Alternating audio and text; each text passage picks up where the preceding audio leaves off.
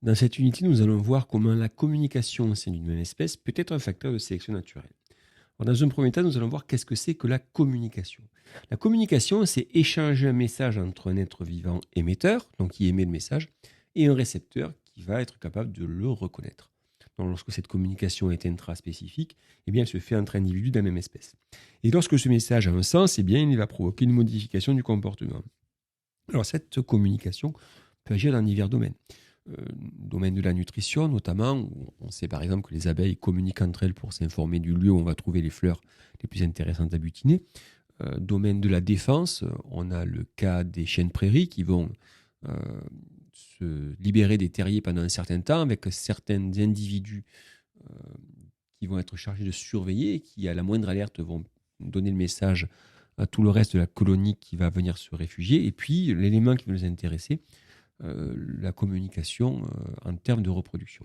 Alors, il y a divers types de messages. Des messages chimiques, des messages biochimiques, des sons, messages sonores, des communications hormonales ou même des signaux visuels. Alors, qu'est-ce qu'on peut retrouver dans... Alors, intéressons-nous maintenant à la communication qui va nous intéresser, c'est-à-dire la communication dans un but de reproduction. On connaît divers mécanismes, des mécanismes visuels, les paranuptiales, qui vont se caractériser par divers comportements, mouvements, qui vont permettre aux mâles d'attirer les femelles ou inversement. La plupart du temps, d'ailleurs, ce sont les mâles qui attirent les femelles. D'autres mécanismes, comme des signaux auditifs, c'est le cas du grillon, où les diverses modulations vont attirer le sexe opposé. Alors, on a le chant des oiseaux également qui va avoir cette fonction. Et puis, une autre communication, rendue célèbre par le texte de Jean-Henri Fabre, un auteur français, qui a montré par une série d'expériences que chez ces papillons, chez le grand paon, eh bien, la femelle attirait les mâles à plusieurs kilomètres de distance, non pas par des signaux visuels, ni par des signaux sonores, mais tout simplement par des signaux olfactifs. Il l'a montré en montrant que lorsque la femelle était enfermée dans un bocal hermétique, eh bien, les mâles n'étaient pas attirés, alors que lorsqu'elle était enfermée dans un signal qui laissait passer les odeurs, eh bien, ceux-ci venaient. Donc, lorsque ces signaux ne sont pas reconnus, il n'y a plus de reproduction possible. Alors, un exemple, euh, c'est le pouillot verdâtre, hein, donc, qui est une espèce qui peut exister en Asie du Sud-Est et où on s'aperçoit qu'une population initiale, euh, petit à petit, s'est déplacée de part et d'autre de l'Himalaya.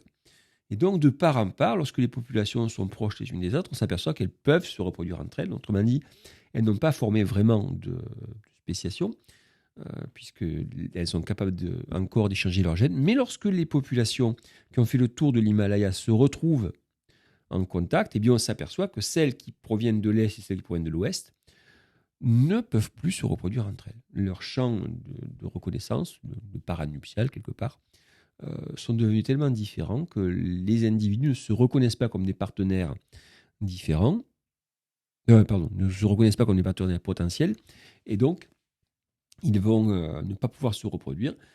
Lorsque deux populations ne peuvent pas échanger des gènes, on peut considérer qu'elles forment de nouvelles espèces, alors même que les populations qui sont proches d'elles, comme on le voit sur la carte en partant vers le sud, elles au contraire sont capables d'échanger des gènes. Donc c'est ce qu'on appelle une spéciation en anneaux, où en fait, petit à petit, se séparant, les individus sont trop éloignés pour pouvoir échanger des gènes. Alors en résumé, qu'est-ce qu'on peut dire sur cette communication intraspécifique? D'abord, elle a divers modes, le son, les odeurs, la vue. Elle va assurer diverses fonctions, la reproduction, la nutrition, la défense. Elle est basée sur le message d'un émetteur vers un récepteur qui va provoquer un changement de comportement, dans certains cas reproducteur, donc ce qui va provoquer une sélection sexuelle. Et c'est là où on va s'apercevoir que dans ces cas-là, il y a un grand dimorphisme sexuel, les mâles étant très différents des femelles. Et justement, lorsque cette communication est à l'origine d'une sélection sexuelle, lorsqu'il n'y a plus de communication possible, alors il va y avoir isolement reproducteur. Et dans ce cas-là, on peut avoir l'apparition d'une nouvelle espèce. Donc je vous rappelle qu'une des bases de la spéciation, c'est bien le fait que les populations ne peuvent plus échanger de gènes. Elles sont séparées, donc elles divergent à tel point qu'elles deviennent de nouvelles espèces. Merci de votre attention.